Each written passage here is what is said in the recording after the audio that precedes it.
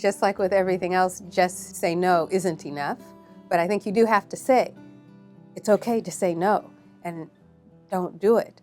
But these are the reasons why. This is what you can do instead. This is how I, as your parent, have worked to use alcohol responsibly when I became an adult, giving them some understanding. Just say no.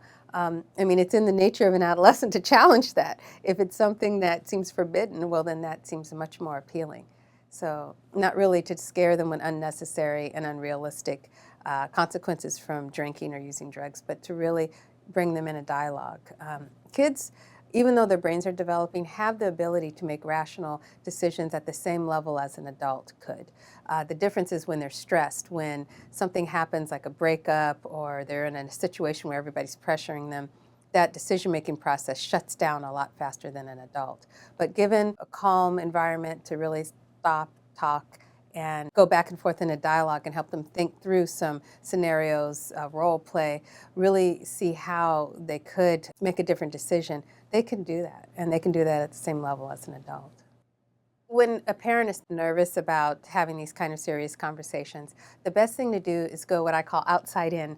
Talk about their school first. What do you see in your school? Kids love to tell you. They know if their school's known for drugs or alcohol, or it's the seniors or the freshmen. Just talk to them and find out what their school life is. Is every party, do people think there's drinking at every party? Just talk about that a little bit, get them comfortable. Find out a little bit about their friends, are they worried about anybody? And then kind of hone in a little bit more on, well, how are you doing? What are your beliefs?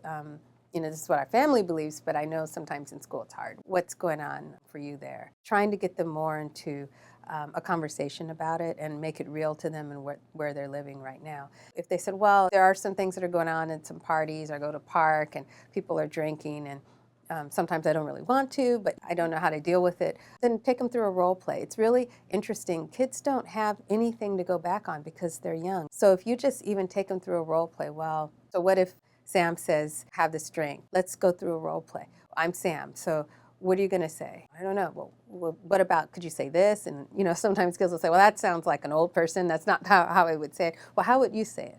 Okay, we'll say it. Let's go through it. Just doing that puts something in their brain. It gives them something to go back to during a time of stress. The research shows if you role play, it makes a difference.